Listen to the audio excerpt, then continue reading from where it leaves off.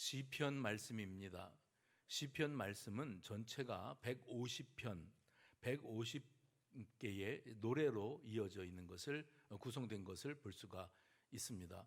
근데 그 가운데에 15개의 시편이 제목이 뭐라고 붙어 있는가 하면 성전에 올라가는 노래. 해봅시다. 성전에 올라가는 노래. 성전에 올라가는 이들이 부르는 노래라고 이렇게 제목이 따로 붙어 있습니다.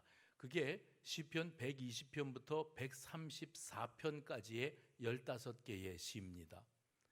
그런데 이 시편 120편부터 134편까지의 이 노래들은 성전에 올라가는 노래로서 길지 않고 짧게 되어 있다는 특징을 우리가 금방 확인을 할 수가 있습니다. 전통적으로 이스라엘 백성들은 하나님 앞에서 세 가지 절기를 반드시 지켜야만 했습니다. 그것은 무교절, 칠칠절, 초막절이라고 하는 절기입니다. 이 절기를 지킬 때가 되면 이스라엘 백성들이라면 누구나 어디에 있든지 예루살렘 성으로 모여서 예루살렘 성전에서 하나님 앞에 제사를 드려야만 했습니다. 그런데 이스라엘 백성들이 자기들 예루살렘 성 중심으로만 살고 있는 게 아니라 멀리 이민 가서 사는 사람도 있었고 또 주변 나라로 흩어져서 사는 이들도 적지 않았습니다. 그런데 이스라엘 백성들의 규례가 이 3대 절기를 지키려면 반드시 예루살렘으로 와서 드려야 된다, 이렇게 제정되어 있었기 때문에 그들은 자연스럽게 1년에 3번은 순례길, 하나님 앞에 제사 드리러 성전으로 사방에서 모여드는 그런 순례의 행진을 해야만 했다는 것을 기억하실 필요가 있습니다. 그래서 시편 120편부터 134편까지를 성전 순례시라, 이런 별칭이 붙어 있습니다. 해봅시다. 성전 순례시. 순례길을 걸으면서 읊조리는 거죠. 속으로나 아니면 소리를 내어서 내가 지금 성전으로 올라가면서 노래를 부르는데, 뭐 노동을 할 때에도 노동요를 부르지 않습니까? 길 걸어가면서도 무언가 노래를 부르는데 그 노래가 길면 안 됐다는 거예요. 제가 얼른 생각나는 게 뭐냐면, 예전에 성탄절 전야에 행사를 마치고 난 다음에 새벽송이라는 게 있었습니다. 새벽송이라는 게 있었던 시절에 자루 하나를, 마대자루 하나 들고, 그리고 구역장님을 쫓아서 졸졸졸졸 그 동네마다 우리 교회 식구들이 사는 가정 앞에 서서 집 대문 밖에서 노래를 불렀더랬어요. 근데 노래를 부를 때 주로 불렀던 노래가 고요한 밤 거룩한 밤, 저들밖에 한밤중에, 이거 2개만 돌려막기 했습니다. 계속. 그것도 1절만. 왜요? 2절은 생각이 안 나요. 3절 가사가 생각이 안 나요. 그러니까 가는 집마다 고요한 밤 거룩한 밤을 불렀는데 안 나오면 저들밖에 한밤중에 1절을 부르고, 그래도 안 나오면 다시 고요한 밤 거룩한 밤, 나올 때까지 무한반복 1절만. 왜냐하면 다니면서 또 누구네 집 앞에 왔으니까 찬송가 펴고 1, 2, 3절 이게 아니고, 기억나는 것, 익숙한 것이 고요한 밤 거룩한 밤 1절, 저들밖에 한밤중에 1절밖에 없었어요. 그렇게 생각하시면 됩니다. 하나님의 성전을 향하여 순례길을 걸어가는데 몸이 지쳐가고 있는데 노래를 부르면서 가고자 하는데, 그 노래 가사가 길면 아마 시작했다가 아마 가사를 얼버무리면서 응응응 했을 겁니다. 그러나 이제 이 가사를 짧게 시를 짧게 해줘야 이것을 15개의 노래를 저들이 암송하거나 기억해 놓고 있다가 성전에 올라가면서 순례시로 이 노래를 부를 수가 있었다는 그런 말씀입니다. 시편 120편부터 134편까지에 보면 이 주로 어떤 단어들이 자주 사용이 되고 있는가 하면 성전이라는 단어, 그리고 주의 집이라는 단어, 예루살렘이라는 단어, 시온이라는 단어가 주로 사용됩니다. 그건 뭐냐면 주의 성전이 있는 예루살렘, 시온으로 자기들의 발걸음이 향하고 있기 때문에 이런 가사를 써서 노래할 수밖에 없었다는 거지요. 여러분, 시편 가운데에는 다윗의 시가 여러 개가 등장을 합니다만은 15개, 시편 120편부터 134편까지에 나오는 이 성전에 올라가는 노래 가운데에는 다윗이 쓴 시가 4개가 있습니다. 그리고 1개가 솔로몬이 쓴 시라고 되어 있습니다. 명확하게 타이틀이 그렇게 되어 있고, 나머지 시들은 저자가 분명하게 언급되어지지 않은 것이 특징입니다. 그리고 성전에 올라가는 노래라, 올라간다. 이 올라간다는 것은 낮은 곳에서 높은 곳으로 올라간다는 의미도 있겠지요. 이스라엘은 전체가 대부분 해발 마이너스 지역입니다. 그러니까 우리가 해발 몇백 미터 말을 할 때 이 사람들은 해발 2, 300m씩 다 아래에 있어요. 제가 알기로 갈릴리 호수 밑으로 요단강이 흐르고 사해바다가 있지 않습니까? 이 사해바다가 해발 마이너스 400m, 그러니까 지구상에서 아마 어쩌면은 굉장히 저지대, 바닷물이 밀려 들어오면 다 잠기는 그런 지역이 사해바다입니다. 그 정도로 낮은 곳인데 예루살렘은요 해발 800m에 있습니다. 그러니 전체 지역이 다 낮은 저지대에 있는 곳에서 해발 800m 예루살렘 성전, 그러면 굉장히 높은 곳으로 올라가는 것이 말이 됩니다. 맞는 말이에요. 그런데 실제로 이 올라간다는 표현, 이 올라간다는 표현은 낮은 곳에서 높은 곳으로 향한다는 뜻도 되겠지만은 모든 영역의 중심, 센터, 의미가 있는 자리. 그래서 과거에 한양으로 이 시험 보는 건 뭐라 그러죠? 하여튼 시험 보러 올라간다 이렇게 표현을 했던 것이, 우리가 사는 동네는 좀 못하고 낮은 곳이라기보다는 그 지역이 가지고 있는 상징적인 의미가 센터, 중심적인 의미를 가지고 있다는 뜻에서 그리로 간다 그러면 거기로 올라간다, 이런 표현을 썼습니다. 오늘 시편 가운데서 성전에 올라가는 노래 15개 중에 시편 128편을 본문으로 했습니다. 그리고 시편 128편 바로 앞에 보면 유일하게 시편 127편 뭐라고 타이틀이 되어져 있는가 하면 솔로몬이 지은 노래라 이렇게 되어 있습니다. 그러니까 15개 중에 솔로몬이 지은 게 하나, 다윗이 지은 게 4개라 그랬는데 그 가운데 솔로몬이 유일하게 썼다고 기록되어 있는 시편이 시편 127편, 오늘 본문에 바로 앞에 나오는 책입니다. 근데 시편 127편을 우리가 소리내어 낭독을 하고 시편 128편을 낭독을 하면서 어떤 느낌이 드는가 하면 이 2개의 시는 따로따로 기록된 것이 아니라 의미상 굉장히 밀접한 연관 관계를 맺고 있다, 이런 느낌을 받게 됩니다. 실제로 종교개혁자인 요한 칼빈이 이 시편을 주석하면서 시편 127편의 연장선 위에 시편 128편을 해석해야 된다, 이런 주장을 한 일이 있습니다.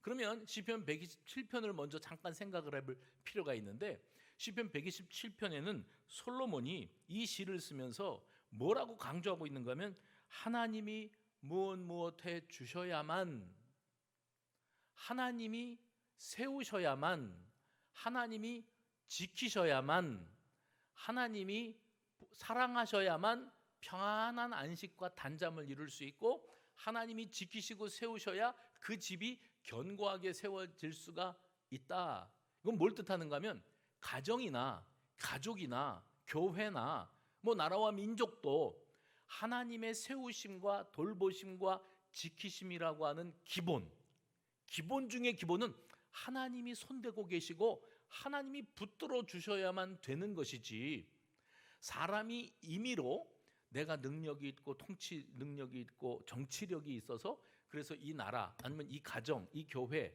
우리 이 작은 단위들을 내가 가꾸고 붙들어서 이것이 지금 온전히 보존되고 있다라고 여기는 것은 철저하게 인간의 착각이라는 거예요. 가정의 근본, 교회의 근본, 우리 인생의 근본이 뭐가 있는가 하면 하나님의 돌보심, 아멘입니까?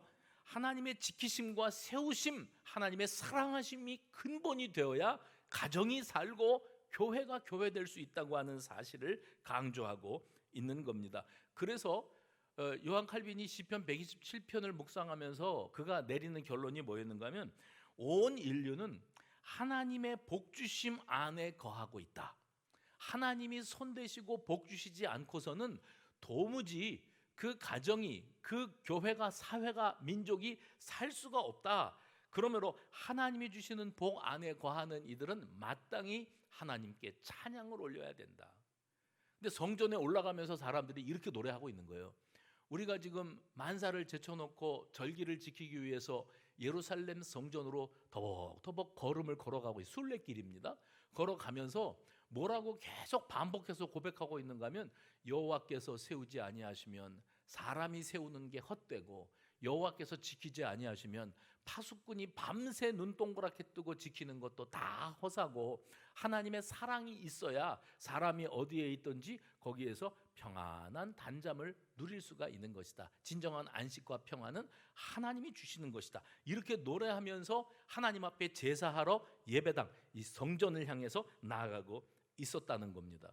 그런데 솔로몬이 시편 127편에 이런 노래를 부를 수 있게 되었던 것을 우리가 조금 깊이 생각을 해보기 위해서는 솔로몬이 기록한 전도서를 좀 생각해 볼 필요가 있습니다. 전도서 말씀이 솔로몬이 기록을 했는데, 그 전도서의 서문 시작 부분에 솔로몬이 유명한 선언을 했습니다. 그게 뭐냐면, 전도자가 이르되 헛되고 헛되며 헛되고 헛되니 모든 것이 헛되도다. 해 아래서 수고하는 모든 수고가 사람에게 무엇이 유익한가? 뭐 헛되다는 말이 연거푸 4번 나왔는데, 시편 127편에도 그랬죠. 여호와께서 집을 세우지 아니하시면 세우는 자의 수고가 어떻다고요? 헛되다. 같은 솔로몬이 지금 뭐가 헛되다고 표현을 하고 있는가 하면, 여호와께서 지켜주시거나 여호와께서 붙들어 주시지 아니하시면 사람이 아등바등하고 살아가는 모든 것들이 다 허무하게 무너진다. 모래 위에 성 쌓는 것과 다름이 없다. 가정의 행복, 이 사회가 안정된 사회가 되고 이 민족이 소망이 있는 민족이 되고자 했을 때, 사람들이 서로 우리가 맞춰가면서 살고 양보하면서 살고 사랑하면서 살고 공공의 유익을 위해서 희생하고, 그거 다 소용없다. 하나님이 붙드셔야 된다.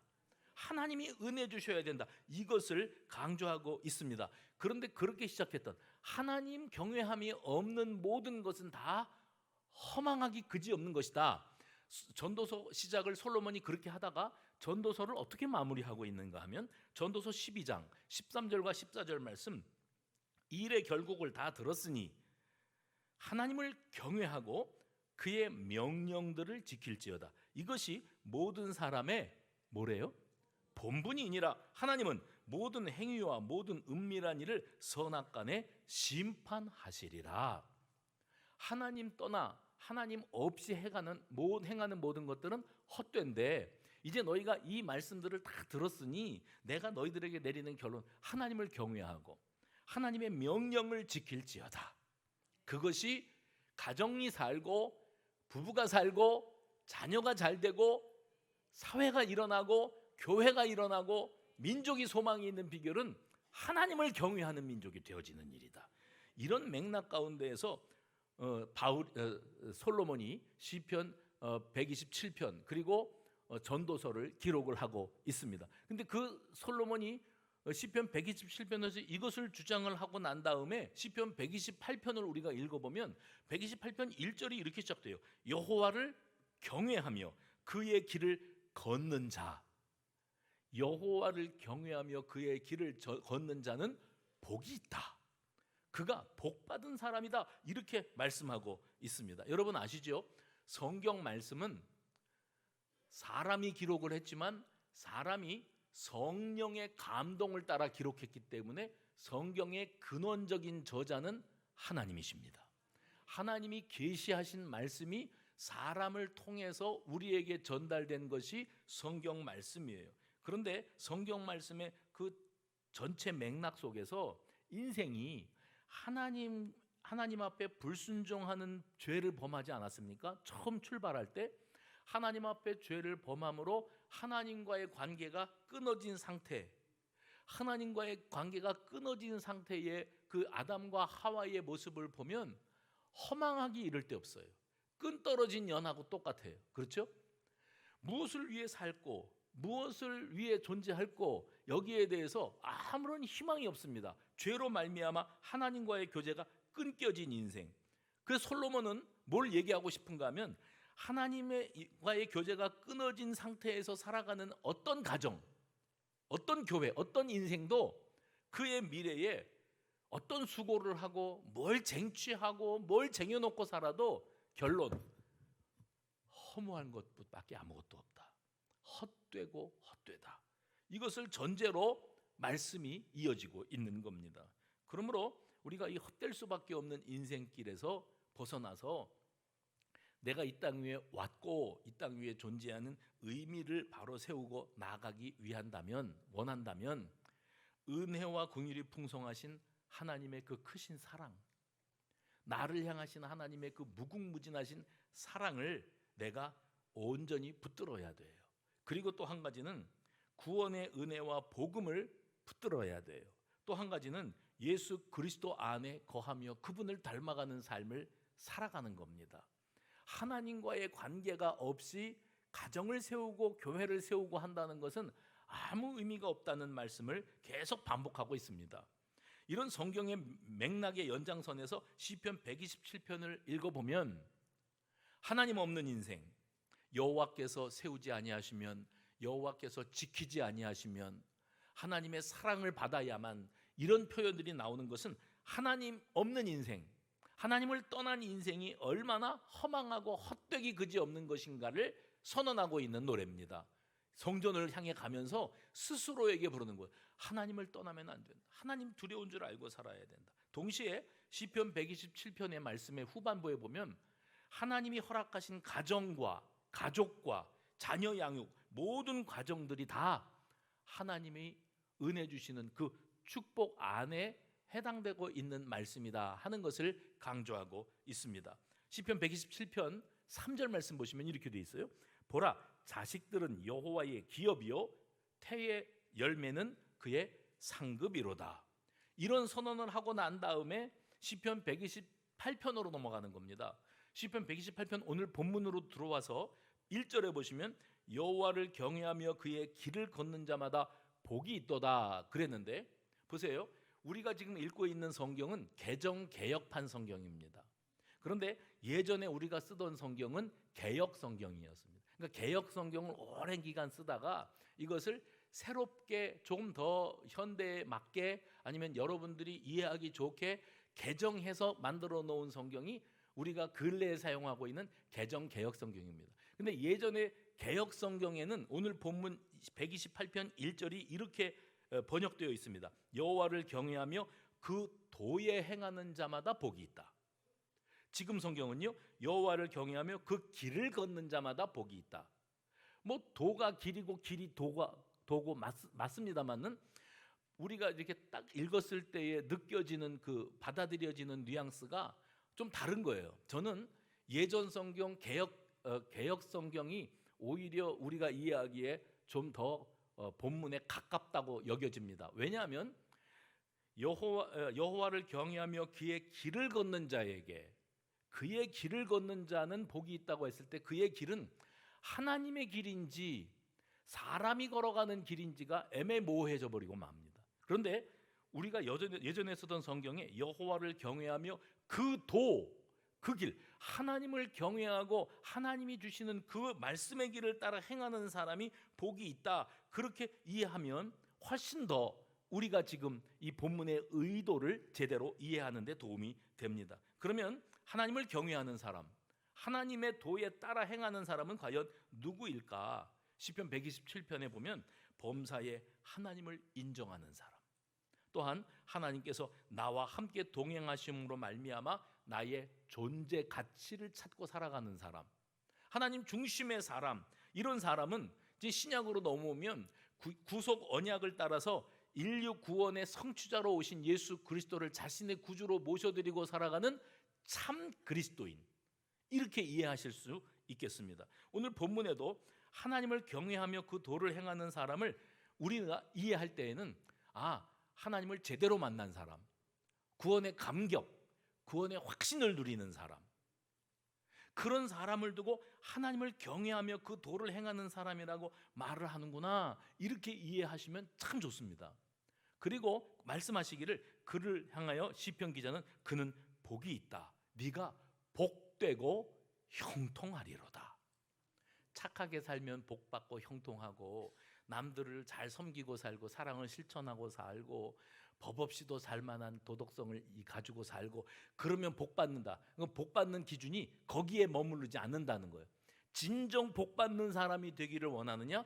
여호와를 경외할 줄 알고 하나님의 말씀을 내 삶의 지침으로 삼고 살아가는 사람이 꾸린 가정, 그런 부부지간, 그런 부모 자식 간이 건강한 가정을 이룰 수가 있다. 이렇게 말씀하시면서 하나님께서 복을 주심으로 말미암아 범사가 잘 되는 개념이 여호와를 경외함으로, 말씀에 순종함으로에서부터 비롯되었다고 하는 것을 오늘 본문은 우리에게 가르쳐 줍니다. 그래서 요한 칼빈이 시편을 주석하면서 오늘 본문의 이 구절을 이렇게 주석을 해놨더라고요. 제가 읽어드리죠.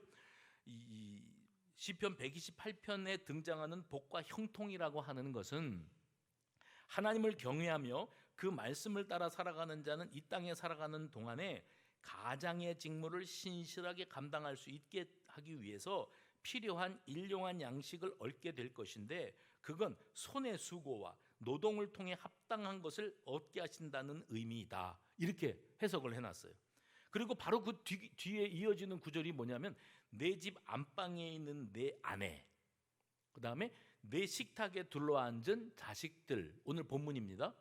내 안방에 있는 내 아내, 내 식탁에 둘러있는 자식들. 이것은 뭐냐면 그야말로 하나님이 주시는 은혜를 온전히 받아서 최상의 행복, 완벽한 세팅이 되어 있는 건강한 가정의 모습을 그렇게 묘사하고 있다고 말씀드릴 수가 있습니다. 하나님을 경외하고 나의 삶의 중심에 하나님의 말씀을 따라 살아감이라고 하는 분명한 기준점을 세우고 살아가는 이런 가정은 하나님이 복되게 하신다. 4절에 이랬습니다. 여호와를 경외하는 자는 이같이 복을 얻으리로다. 5절에 여호와께서 시온에서 내게 복을 주실지어다 하면서 마무리가, 너는 평생에 예루살렘의 번영을 보며 내 자식의 자식을 볼지어다. 이스라엘에게 평강이 있을지로다. 그렇게 시편 128편이 마무리가 됩니다. 우리 이 구절의 앞에 나왔던 시편 127편 3절 말씀에 보면 이렇게 돼 있었어요. 보라, 자식들은 여호와의 기업이요 태의 열매는 그의 상급이로다. 젊은 자의 자식은 장사의 수중의 화살 같으니 이것이 그 화살통에 가득한 자는 복되도다. 이거는 솔로몬이 썼던 시편 127편 3절이고요. 아까 4절 우리가 읽었던 부분은 너는 평생의 예루살렘의 번영을 보며 내 자식의 자식을 볼지어다. 이스라엘에게 평강이 있을지로다. 이렇게 시편 127편의 한 구절과 시편 128편에 마무리되어지는 구절이 어떤 면에서 굉장히 일맥상통하고 연계되어 있는 그런 모습을 우리가 발견하게 됩니다. 성도는 하나님의 은혜를 입고 성전으로 나아가서, 지금 성전에 올라가는 노래예요. 성전으로 나아가서 하나님 앞에 신령과 진정으로 예배드리고 은혜와 진리 안에서 구원의 즐거움을 누리며 말씀과 계명의 법도를 따라 살아가는 것이 성도의 본분이자 성도의 진정한 복이다. 이렇게 말씀하는 겁니다. 저는 그 금요 기도회 시간에 가정을 위한 기도 제목을 함께 나눌 때 가끔 그 소리를 반복해서 합니다. 그건 뭐냐면, 가정이 평안하고 행복해야 교회가 행복합니다. 그는 정말 중요한 한마디거든요. 여러분의 가정이 작은 수성교회임을 기억하시기 바랍니다. 교회에 와가지고 행복하고 성도의 교제가 좋고 믿음의 동지들이 좋고 소그룹 모임이 좋고 아무리 그래봐야 여러분이 살고 있는 가정교회, 그 가정교회가 화목하고 단란하고 행복하고 평안하고 건강하고 아멘도 잘하고 그래야 그 교회가 소망이 있는 거지. 교회 생활만 재미나 교회 생활만 재미있고 소그룹 식구들 모이면 내 속속들이 남편 욕 시큰하고 시어머니 욕 시큰하고 스트레스 다 풀고 그리고 같이 또 울면서 하나님 뭐 이해가면서 그러면 내가 뭐라죠? 쌓인 게 우리 믿음의 가족들 안에서 좀 풀렸다. 아니에요. 그 착각이에요. 중요한 건 내가 뭐 내 사연 있는 대로 다 쏟아놓고 기도 부탁할 수도 있겠지만 여러분의 가정이 평안하고 행복하고 화평하고 화목해야 교회가 살고, 그리고 이 교회가 살아야 이 민족이 소망이 있는 겁니다. 그러면 이 사회의 교회가 무능력하고 무기력한 공동체가 되고 전락하고 말았다는 것은 곧 뭐를 말하고 있는가 하면 교회에 속한 가정들이 병들었다는 거예요. 예수를 잘 믿는 우리 가정이 지금 신음하고 있어요. 병들어 신음하고 있어요. 위기를 만났어요. 무너지기 직전이에요. 심지어는 목사님이 줄에 서시고 예배드리면서 결혼식을 올렸던 어떤 가정들도 위기예요. 성격이 안 맞아서 못 살겠대. 이런 사람인지 몰랐대. 내가 잘못 골랐대. 이거 다시 물렀으면 좋겠대. 그건 뭐냐면 가정의 위기입니다. 그것이 곧 교회의 위기로 이어지고 있다고 하는 사실을 잊지 마시기 바랍니다. 해봅시다. 가정이 행복해야 교회가 행복합니다. 건실한 그리스도인의 가정들이 우리 교회 안에 여기저기 든든한 기둥처럼 세워져 갈 때에서야 비로소 교회는 진정한 부흥기에 들어선다는 사실을 기억하시기를 바랍니다. 그래서 시편 128편은 경건한 가정과 가족, 하나님의 나라와 교회의 관계가 뗄래야 뗄 수 없는 관계라고 하는 사실을 강조하고 있습니다. 여러분, 태초에 여호와 하나님께서 가정 제도를 제정하셨지요. 남자를 만드시고 남자를 잠재우시고 갈빗대를 취하여 여자를 만드셔서 아담에게로 이끌어 오셨다. 그래서 창세기 2장 24절, 이러므로 남자가 부모를 떠나 그의 아내와 어떻게 해요? 합하여 둘이 한 몸을 이룰지로다. 이게 신비입니다. 그냥 우리가 활자와 문자가 되어 있기 때문에 그런가 보다 하고 읽고 지나가지만, 남자를 안에서 여자를 만들어내신 하나님이 여자를 남자에게로 데리고 오시면서 둘이 한 몸을 이루래요. 원래 한 몸이었는데 거기에서 끄집어내서 여자 만들어가지고 데려다가 놓으시면서 너희 둘은 원래 하나야. 너는 내가 이 남자 갈빗뼈로 만들었어. 그러니까 남자 너 잘 들어.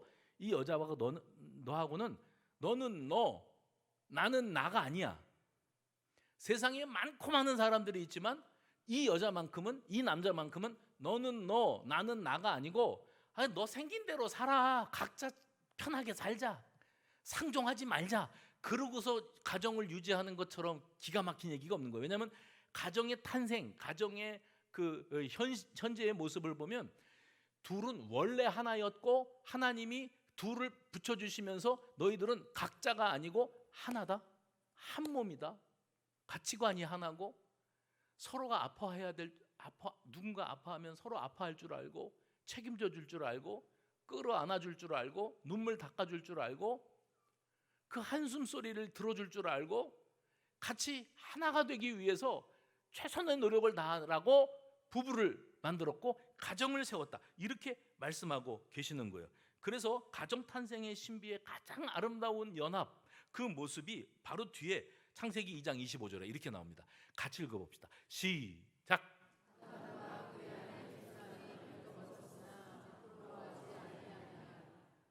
벌거벗었으나 부끄러워하지 않았다. 벌거벗었다는 것은 수치스러운 모습이 드러난 거예요. 근데 아담과 하와는 얼레리 껄레리가 없어요. 부끄러운 것도 없고 감출 것도 없고 민망한 것도 없고 창피한 것도 없고 자존심 상할 것도 없어요. 부부지간은 자존심을 건드렸다, 자존심이 상했다 이런 말 자체가 원래 없는 관계입니다. 왜요? 네가 나고 내가 니다. 우리는 원래 하나인데 내가 너를 이겨먹어서 뭐가 행복하겠냐? 내가 네 자존심을 긁어서 너를 기분 나쁘게 해서 내 마음이 행복하겠냐? 우리는 원래 하나인데 이 신비로운 연합을 생각하고 살아갈 때 부부지간에 해봅시다. 투명한 관계. 이게 하나님 가정 창조의 신비를 깨닫는 열쇠입니다. 투명한 관계. 왜요? 부끄러울 게 없어. 감출 것도 없어. 수치스러울 것도 없어. 기분 나쁠 것도 없어. 자존심 상할 것도 없어. 왜요? 우리는 하나니까. 그렇게 세워진 가정들이 왜 현대 사회에서 붕괴 위기를 만나게 된 것일까? 그것은요, 죄로 오염되었기 때문에 그렇습니다. 사람이 죄성으로 오염되다 보니까 인간의 추한 욕망이 부부지간의 이 순결함을 오염시키고 말았어요. 그래서 이 추한 욕망으로 말미암아 오염된 부부 관계에서 사실은 인간은 하나님과의 선악과를 먹은 죄로 말미암아, 불순종의 죄로 말미암아 하나님과 나와의 관계가 무너진 것이 가장 큰 고통이었을 겁니다.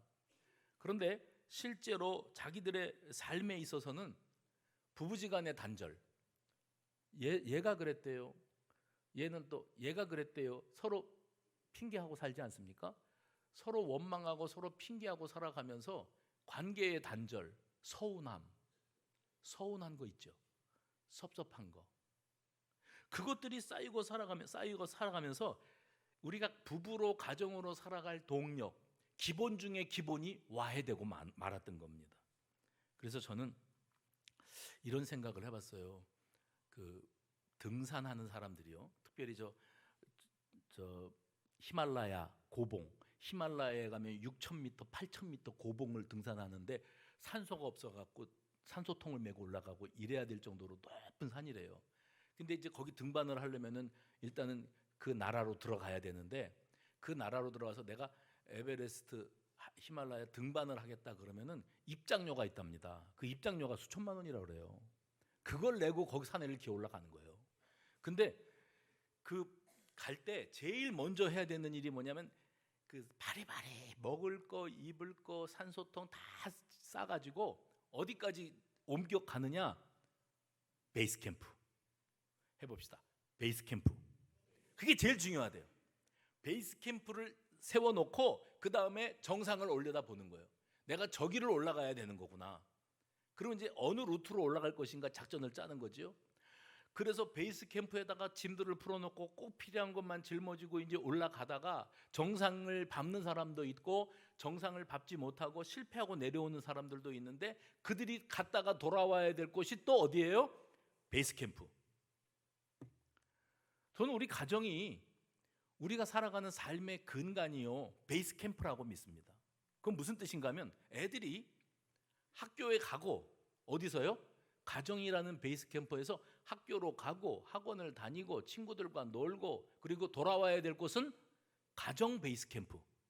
남편이 직장에 나가 돈 벌러 나갔다가 열심히 일하고 돌아와야 될 곳이 베이스 캠프, 가정이에요. 그러면 제일 중요한 게 뭐냐면, 여기에서 힘이 나야 돼. 살맛이 나야 돼. 돈을 아무리 잘 벌면 뭐합니까? 공부를 그렇게 잘해서 1등을 안 놓치면 뭐합니까? 베이스 캠프가 위태위태한데. 그런데 이 베이스 캠프가 든든하면 공부 못하는 애들도 뻔뻔하게 잘 놀고 돈 못 벌어오는 남편도 얼굴 뻔뻔하게 집에 잘 들어와요. 왜요? 베이스 캠프가 살아있으면. 근데 이 베이스 캠프가 신통치 않으면 돈 잔뜩 벌었는데 행복하지가 않네. 공부 잘했는데 엄마 나 100점 할 데가 없네. 왜냐하면 죄송합니다. 제가 자꾸 집이 평안하지가 않아. 집이 평안해야 되거든요. 저는 이런 생각을 해봤어요. 아담과 하와가 하나님 말씀을 거역하고 에덴 동산에서 쫓겨나서 이제 쫓겨나왔어요. 그래서 이제 후회하고, 하나님 말씀 순종했으면 에덴을 누렸을 텐데 우리가 죄져서 이렇게 됐네. 그 아픔보다 사실은 더 큰 아픔이 있었다. 그건 뭐냐면, 생때 같은 자기 자식들끼리 죽고 죽이는 살인 사건이 일어났어. 부모가 돼가지고 우리 큰아들이 둘째 아들을 쳐 죽였다, 살인자가 되었다. 그 소식을 듣는 아담과 하와의 심정이 어땠겠는가 한번 생각해 보십시오. 심판입니다. 씻을 수 없는 고통입니다. 그래서 가정에서의 가장 중요한 가치가 어디에 있는가? 하나님 안에 거하고 하나님을 경외하고 하나님께서 세우신 이 태초의 가정 창조의 그 원리를 온전히 받들고 살아갈 줄 아는 것이 진정한 가정의 행복이라는 거예요. 그래서 여러분, 하나님을 두려워할 줄 알고 살아가는 가정, 하나님의 말씀에 무게감을 두고 살아가는 가정을 경건한 가정 해봅시다. 경건한 가정, 건강한 가정, 정상적인 가정. 이 세상에 비정상적인 가정들이 많아요. 불경건한 가정들이 많아요. 병든 가정들이 많아요. 병든 가정, 비정상적인 가정, 불경건한 가정들로 말미암아 사회가 복잡하고 교회가 위기를 만나고 있는 겁니다. 근데 이런 가정들의 특징이 뭐냐면 서로에게 불만이 많아. 서로에게. 그가 나고 내가 근데 그를 바라보면 짜증이 나, 화가 나, 분이 끓어올라, 말도 하고 싶지 않아. 감정, 자존심을 건드리는 말과 행동으로 상처를 주고받아요. 그 제가 매해마다 지금 몇 년째 5월 셋째 주일만 되면은 꼭 반복하는 말이 있습니다. 그게 뭐냐면 제발 살면서 이겨먹으려고 좀 하지 말고 가르치려고 좀 하지 말고 내가 기어이 너를 고쳐서 쓰겠다. 배우자는 고쳐서 쓰는 거 아니에요. 못 고쳐요. 내가 맞추는 수밖에 없어요. 왜요? 마음에 안 들지요. 아차 잘못 골랜 것 같지요. 그런데 내가 눈에 뭐가 씌어서 그를 내 배우자로 만들었으니 삼았으니 책임을 져야지. 이걸 도로 물르는 방법이 없을까요? 이러고 앉아있으면 그리스도인도 아니죠. 그런데 수많은 가정들이 지적하고 바꾸려고 들고 이겨먹으려고 들고 그러다가 말이 안 통하고 내 뜻대로 안 되니까 포기하고 살아요. 말을 안 하고 지내. 그러면서 세월 보내는 거예요. 그래서 제가 늘 5월 셋째 주일에 강조하는 게 뭐냐면 남자고 여자고 자존심이 있다. 뭐가 있다고요? 자존심이 있다. 그리고 남자고 여자고 사랑받고 싶어 한다. 뭘 받고 싶어 해요? 사랑받고 싶어. 근데 남자 쪽에는 자존심에 더 무게감이 가 있습니다. 자존심. 여자는 죽어도 살아도 사랑받고 있다는 확신만 있으면 끝나는 겁니다. 이걸 서로 확인을 못 시켜주고 사는 거예요. 왜냐하면 우리가 아마추어니까 아무도 우리에게 가르쳐 준 게 없으니까 사랑받고 있다는 확신만 있으면 돼요. 돈 잘 안 벌어오면 좋게 하겠지만 지금보다 더 많이 안 벌어와도 돼요. 내가 당신에게 가장 소중한 가치, 사랑받고 있는 사람이라는 확신만 달라고. 그거를 왜 못 주냐고. 남자는요? 남자는 자존심이에요. 그래서 남자들을 잘 다루는 방법을 제가 우리 여성들에게만 가르쳐 드릴게요. 뭐냐면 이것만 잘하면 남자는 다루기가 좀 쉬워요. 뭐냐면 잘한다 잘한다 잘한다 잘한다 잘한다 잘한다. 액자를 걸으려고 나사못을 제가 벽에다가 박았거든요. 위에서 재고 옆에서 재고 55cm 55cm 액자 2개를 걸려니까 높이를 맞춰야 돼. 우리 선교사님이 나한테 액자를 선물해 주셔갖고 걸었는데 나사못 박은 거예요. 표시해놓고 박았는데 제 아내가 잘하네. 나사목을 잘. 당신은 아마 세상에서 나사못을 제일 잘 박는 남자일겨. 그러는데 그게 남자들이요 유치하잖아요. 그거 갖고 뭐 좋아? 좋아요. 으쓱하더라니까. 와, 내가 나사못 박을 일 있으면 또 얘기해. 이렇게 나오지. 근데 여자들이 머리가 안 돌아가는 게 뭐냐면 밖에 나갔다 들어왔는데 남편이 설거지를 해놨다. 야, 이걸 설거지라고 했냐? 건들지 말랬지. 이게 아니라 밥풀이 그냥 묻어 있어도 설거지를 했다고. 난 상상도 못했다고. 너무 고맙다고. 다음부터 하지 말라고. 이건 내가 할 일이라고. 그렇게 해놓으면 남편이 계속 설거지 해주고 싶어. 근데 설거지를 해놨다. 제 경험이에요. 설거지를 해놨다. 그 다음에 반응을 기다린다. 눈치를 못 채. 했는지를 몰라. 그러면 다시는 내가 설거지를 해놓나 봐라. 그거 있어요. 남자들은 그런 거 있어요. 그러니까 남자들은 단순해요. 그냥 뭘 하든지 별거 아닌 걸 해서도 잘한다 잘한다 잘한다. 자, 이것만 하면 더 잘하고 싶어지는 게 단순한. 그러니까 자존심. 남자는 자존심 세워주고 여자는 사랑받고 있다는 확신만 심어주면 가정은 살맛이 나는 거예요. 행복한 거예요. 근데 문제는 뭐냐면 이 가정에서의 부부관계. 저는요 오늘 본문에서 이걸 참 주목해요. 내 집 안방에 있는 내 아내는 어디 있어요? 안방에. 그리고 식탁에 둘러앉은 자식들은 어디 있어요? 식탁에 밥 달라고. 그 안방은 뭐냐면 부부의 공간입니다. 부부의 공간, 이 안방에서 가정의 행복과 건강성이 시작되어지는 거예요. 안방에서. 그것이 거실에 있는 이 자녀들에게로 이렇게 전수되어지는 거예요. 중학교 2학년짜리 애들, 가출한 애들 한 500 몇십 명을 데리고 여론조사를 해봤더니 왜 집을 뛰쳐나갔냐 그랬더니 52%가 엄마 아버지가 싸우는 꼴을 더 이상 볼 수가 없어서 뛰쳐나왔다 그랬대요. 1번. 그 다음에 20 몇 프로가 뭐냐면 우리 가정에서는 가정폭력이 있어. 가정폭력. 엄마가 아빠를 패는 경우도 있어요. 아빠가 엄마를 때리는 경우도 있어요. 근데 언어폭력, 말을 막 해. 국민 여러분 따라해 봅시다. 말을 예쁘게 하고 삽시다. 예쁘게 하고 사세요. 그러니까 말할 줄도 몰라 우리는. 적절한 말, 위로가 필요한 사람에게 위로의 말, 사랑이 필요한 사람에게 사랑의 말을 해줘야 되는데 엉뚱한 소리 하고 앉았어. 말을 예쁘게 할 줄 알아야 되는데 우리 엄마 아버지는 만나면 말을 하는데 가시돋친 말, 꼬투리 잡는 말, 빈정대는 말. 제발 빈정거리지 좀 마세요. 다 알아들어요. 지금 빈정거리고 있구나. 지금 나를 우습게 여기는구나. 내 말은 말 같지도 않구나. 그런 것들이 서로 주고받아지는데 애들이 들으면 알아요. 아, 이 두 양반이 상태가 안 좋구나. 사이가 안 좋구나. 그러면 그 집에 더 이상 머물고 싶지가 않았대요. 그래서 뛰쳐나왔대요. 여러분 기억하십시오.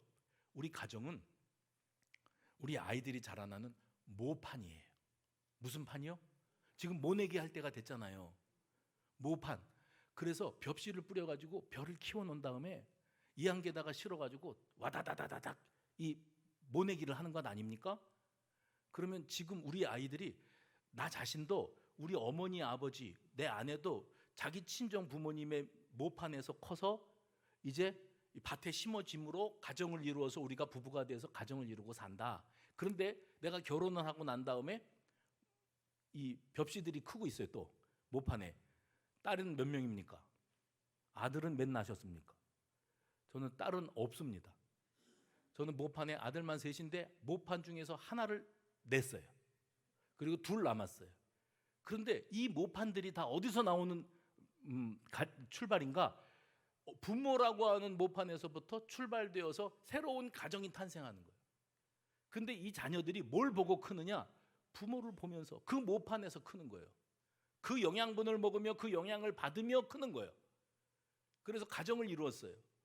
부모가 화목하지 못하고 아웅다웅하고 뭐 사네 못 사네 그러고 사는 모습을 애들이 바라보면서 상처투성이로 살고, 그만들 좀 해라. 누가 잘한 거 잘못한 것도 없다. 제발 싸우지 좀 마라. 큰 소리 내지 좀 마라. 똑같다. 둘 다 똑같아. 나는 이런 꼴 보고 싶지가 않아. 제발 좀 그만해. 그러고 컸어요 애들이. 그래서 나는 출가해서 가정을 이루면 천국 가정을 이루어야지. 우리 엄마 아버지처럼 저러고 아웅다웅하고 살지 말아야지. 그리고 자기가 멋있는 가정 이루겠다고 가정을 이루었어. 근데 보고 배운 게 그거라.